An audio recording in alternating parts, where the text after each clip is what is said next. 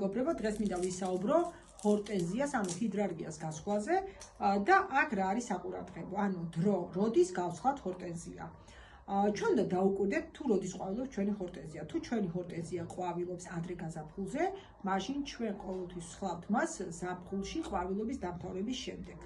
მაგრამ თუ ჩვენი ჰორტენზია ყვავილობს ზაფხულში, მაშინ ის უნდა გავხსნათ ადრე გაზაფხულზე. ამ შემთხვევაში ჰორტენზია პანიკულატა, რომელიც პოპულარულია და ჩვენთან ძირითადად ეს ჰორტენზია ეს სახეობა, ამას ყოველთვის ვსხავთ ადრე გაზაფხულზე. ეხლა დააკვირდით, რომ ამას პატარა კვირტები გამოსული აქვს და ეხლა არის სწორედ გასხლის დრო. მაგრამ ეხლა კიდე მეორე მნიშვნელოვანია, როგორ ვსხავთ. პირველ რიგში, როდესაც სხლას ვიწყებთ, მნიშვნელოვანია რომ მოვაჭრათ ყველა დაზიანებული ტოტი და ეს დაზიანებული ტოტი, როგორც ყველა გასხლის დროს ნებისმიერ წლის ნებისმიერ დროს შეგიძლიათ მოვაჭრათ და რა თქმა უნდა ადრე გაზაფხულზეც.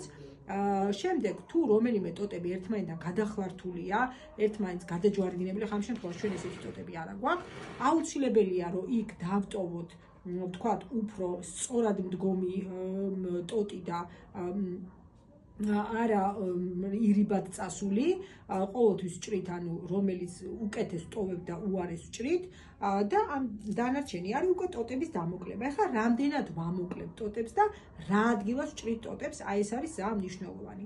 ეხლა თუ ჩვენ გვინდა რომ გქონდეს ბევრი ყვავილი, მაშინ ჩვენ შეგვიძლია რომ უფრო სიმაღლეზე გადავჭრათ, მაგრამ თუ გვინდა რომ ჩვენ გქონდეს მსხვილი ყვავილები, ანუ რას ვამბობ, ბევრი ყვავილი და წვრილები, უფრო ზემოთ ვსხავთ, უფრო ანუ სუსტ გასხლას ვაკეთებთ, მაგრამ თუ ჩვენ გვინდა რომ გქონდეს მცირე რაოდენობის ყვავილი, მაგრამ დიდი ყვავილები, ამ შემთხვევაში ჩვენ ყოველთვის უნდა ვეცადოთ რომ ქვემოთ გავსხავთ. ეხლა ჩვენი ეს ჰორტენზია პატარა მცენარეა, თვითონ დიდი არ არის, ამიტომ ამას მე ქვემოთ ვსხავ და ეხლა ნახეთ როგორ არის კიდე რას უნდა მივაქციოთ ყურადღება. ყოველთვის უნდა გავსხავთ ჩვენ საღი კვირტის თავზე. ნახეთ, ეხლა ამას საღი კვირტები აი აქ აქვს, უკვე გამოსულია და ვსხავთ ეს. ეხლა კიდე როგორ ვაშორებთ ამ კვირტს და როგორი არის გადასხლის ფორმა, მიმართულება უფრო სწორად. ნახეთ, კვირტი რადგან აი ეს აქეთ მხარეს არის, ამიტომ ჩვენ ყოველთვის გადასხლას გადანაჭერს ვაკეთებთ მიმართულება იქნება მის საპირისპირო მხარეს. აი ნახეთ, ეხლა ესე გადავსხავთ, იმიტომ რომ აქ ტოტზე წყალი არ წავიდეს კვირტის მხარეს და არ დააზიანოს, ხო არ დაალპოს. აი ესე გადავსხავთ ეხლა სულ ყველას. აი გვაქვს ძალიან კაი სეკატორი. ანუ ნახეთ, აქ დაზიანებულია, ამიტომ აი აქ გადავსხავთ. აი აქ ხედავთ, რომ როდესაც ეხლა ორი კვირტი ეს ერთმანეთთან მიმართულებით ერთ ძოლზე, ამიტომ პირდაპირ შუაზე ვჭრით. ეხლა მე ვფიქრობ, რომ ეს ტოტი საერთოდ ამოვჭრათ, ზედმეტია. ამ შემთხვევაში აი ეს არის საღი კვირტები და მის თავზე ვჭრით. ანუ საღი კვირტი და უნდა ვეცადოთ, რომ ძალიან დაშორებით არ იყოს.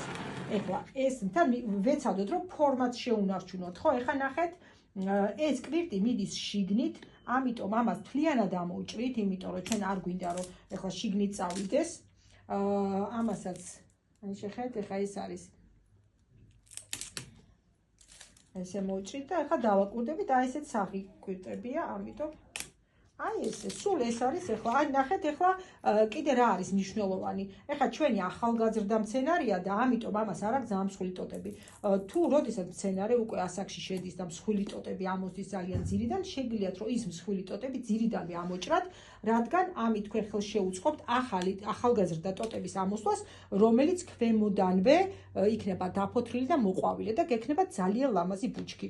აი სულ ეს იყო რაც მინდოდა ჰორტენზიაზე მე თქვა და წარმატებას გისურვებთ, ანუ უყვავილობას და უზარმაზარ ყვავილებს.